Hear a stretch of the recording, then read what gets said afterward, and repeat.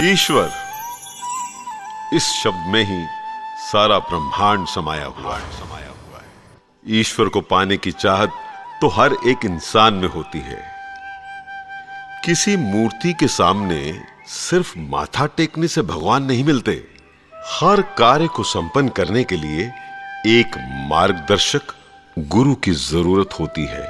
आसान शब्दों में कहा जाए तो किसी से भी बात करने के लिए जैसे हमें मोबाइल की जरूरत होती है, वैसे ही ईश्वर से बात करने के लिए हमें गुरु की जरूरत होती है। कुछ संत महात्मा धरती पर जन्म लेते हैं।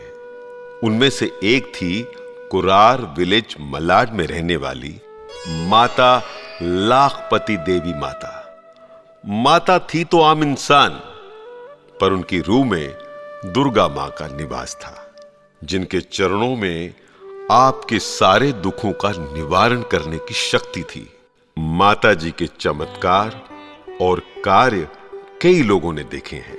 किसी से कोई लालच न रखते हुए मिले हुए पैसे जरूरतमंदों में बांट देती थीं। मंदिर में आए हुए ब्राह्मणों को दक्षिणा दिया करती थीं। माता जी का जन्म 15 अगस्त 1950 में बिहार के छपरा जिले में इसवापुर नाम के छोटे से गांव में भगत परिवार में हुआ। भगत परिवार एक माली समाज से है। माता जी में जैसे दुर्गा माता का अंश था, वैसे ही उनके पिताजी में भगवान श्री विष्णु जी का अंश था। लाखपति देवी नाम ही कुछ अलग है। हुआ यूं कि कई सालों से उनके गांव इसवापुर में फसल अच्छी नहीं हुई थी। कई साल बाढ़ और सूखे के कारण उनका गांव उजड़ने की कगार पर था। लेकिन अचानक ऐसा हुआ कि उस साल फसल ना सूखे से ना बाढ़ से बाधित हुई। गांव वाले भी हैरान थे कि इतने सालों बाद ये चमत्कार हुआ कैसे। उस वक्त लाखपति देवी माता जी की मां पेट से थी। उनको पता नहीं था कि उनके पेट में एक बच्ची है और वो कोई साधारण बच्ची नहीं है। जब बच्ची का जन्म हुआ, गांव के हर खेत में हरियाली थी, घर घर में खुशहाली थी।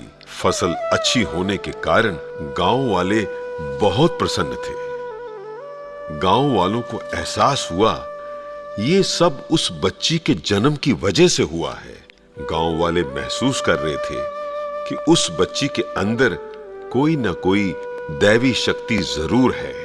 तो सबने मिलकर गांव को लखपति बनाने वाली उस बच्ची का नाम लाखपति देवी रख दिया।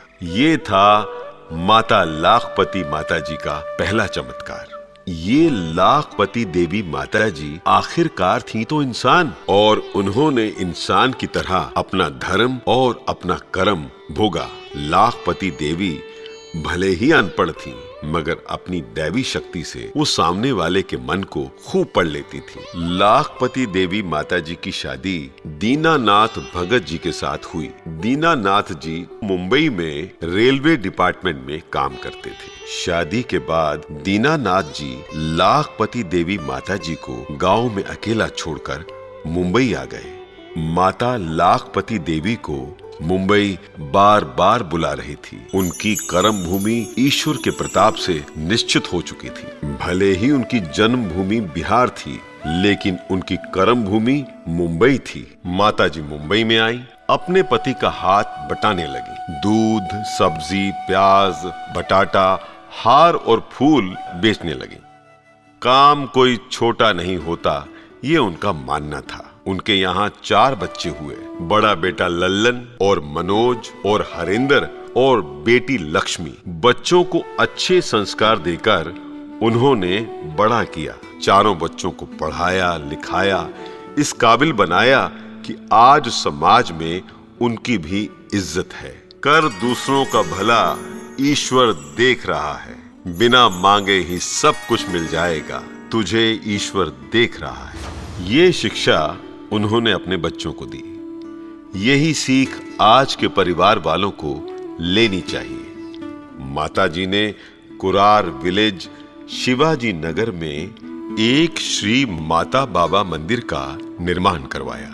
उस मंदिर के बाहर इनके बड़े बेटे लल्लन दूध, हार, फूल बेचा करते थे, जिस कारण ये मंदिर आज लल्लन दुर्गा माता मंदिर के नाम से प्रसिद्ध है। लाखपति देवी माता जी ने कभी अपने अंदर बसने वाली ईश्वरी शक्ति का प्रदर्शन नहीं किया, ना ही उस पर कभी किसी तरह का अहंकार जताया। अगल बगल के लोग यूं ही आते थे, अपना दुखड़ा सुनाते थे। माता जी सहज ही मां की तरह उन्हें छोटे छोटे तोटके बताती थी, विभूति दे देती थी।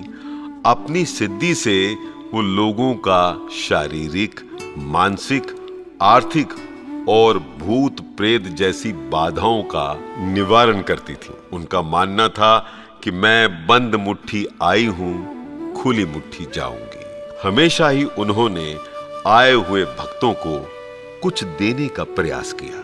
ज्यादातर लोग उनके पास संतान ना होने की समस्या को लेकर आते थे। संतान होगी ही नहीं ऐसा जिनको डॉक्टरों ने कह दिया था, उन्हें भी माता जी ने आशीर्वाद दिया और उन्हें संतान सुख प्राप्त हुआ। संतान को लेकर लाखपति देवी माता जी का एक किस्सा है। लाखपति देवी माता जी के 3 बेटे हैं। उसमें से हरेंद्र की शादी के 18 साल बाद भी बच्चा नहीं हुआ, तो सारे पूछा करते थे कि आप अपने आशीर्वाद से औरों को औलाद दे देती हैं, फिर आपने अपने बेटे हरेंद्र को संतान के लिए क्यों तड़पते हुए रखा है। माता जी सिर्फ हंस देती थीं और कहती थीं कि कर्म का भोग पूरा होने के बाद ईश्वर जिसे मेरे पास भेज देते हैं उनकी गोद में भर देती हूँ, लेकिन मेरे बेटे हरेंद्र के कर्मों का भोग अभी पूरा नहीं हुआ है, तो उसकी गोद में कैसे भरूं। लोगों को उनकी बातें समझ में नहीं आती थीं। कई रिश्तेदार उनके पीछे पड़ जाते कि हरेंद्र की दूसरी शादी करवा दें, लेकिन माता जी ने साफ साफ इनकार कर दिया, ये कहते हुए कि मैं मेरी बहू की गोद में एक सुंदर बालिका देख रही हूँ, तो मैं उसकी दूसरी शादी कैसे करा दूं। और उनकी ये बात सच हुई और हरेंद्र के यहाँ एक गुड़िया जैसी बेटी का जन्म हुआ।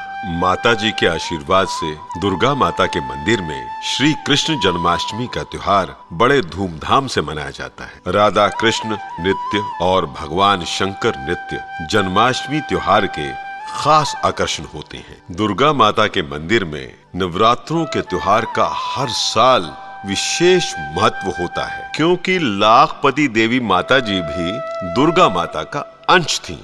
नवरात्रों के पहले दिन बड़े ही भक्ति भाव से दुर्गा माता की मूर्ति की स्थापना की जाती है। उसके उपरांत कलश स्थापित किया जाता है, फिर सुंदरकांड पाठ होता है, जागरण किया जाता है, कलश रथ यात्रा होती है, हवन जैसे कई पवित्र कार्यक्रमों का आयोजन किया जाता है। दशहरे के एक दिन बाद महाभंडारा रखा जाता है। कितने भी श्रद्धालु आएं और खाएं, कोई कमी नहीं होती, कोई भूखा नहीं लौटता।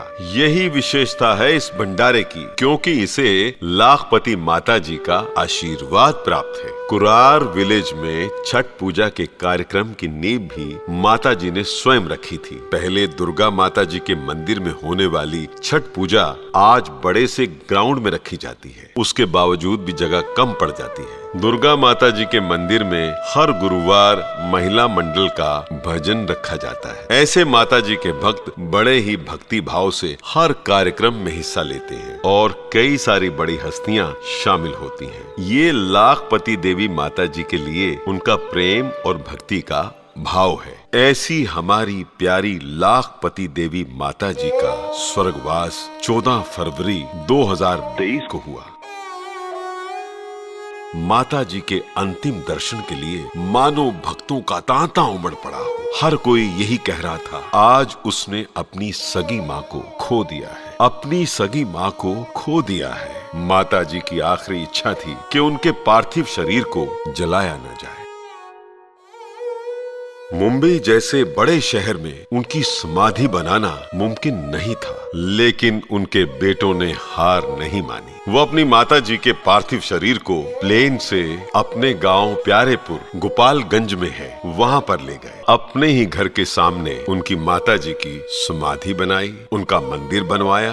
गांव वाले इसे अपना सौभाग्य मानते हैं कि ऐसी दैवी शक्ति का अंश होने वाली माता जी आज हमारे गांव में विराजमान है। आज भी कोई अपना दुखड़ा लेकर उस मंदिर पर माथा टेकता है तो उसकी हर मन्नत पूरी हो जाती है। मरने के बाद एक मंदिर बनना सचमुच में ये एक ईश्वर की इच्छा है। इसका अनुभव कुरार विलेज में हर रहने वाले ने महसूस किया है। आज भी लाखपति देवी माँ उनके कई भक्तों के सपनों में आती हैं, भूले भटके को रास्ता दिखाती हैं। अगर मन में किसी समस्या को लेकर वो चिंतित हो तो उस बेचारे को दिलासा भी देती हैं। कोई गलत करता है उसे खूब डांटती भी है, क्योंकि गलती करने के बाद डांटने का, सजा देने का हक सिर्फ माँ और सिर्फ ईश्वर को होता है। लाखपति देवी माता जी ये सब कुछ जो अपने भक्तों के लिए करती थीं, उन्हें आशीर्वाद देती थीं, उनके दुखों का निवारण करती थीं,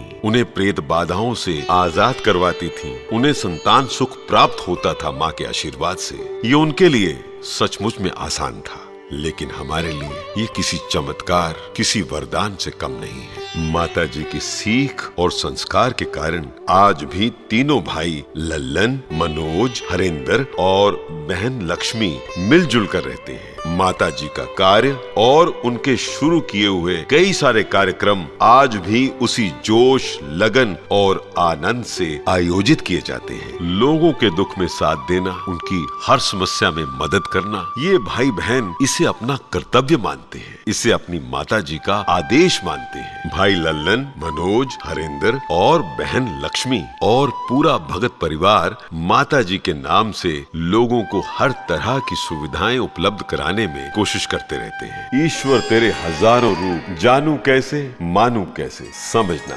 संकट की घड़ी आवे, मन दर दर ठोकर खावे, लाखपति देवी माता हो तब काहे चिंता सता। माता जी का आशीर्वाद पूरे भगत परिवार और सारे कुरार वासियों पर था और ये हमेशा मिलता रहेगा। जय लाखपति देवी माता जी की जय हो।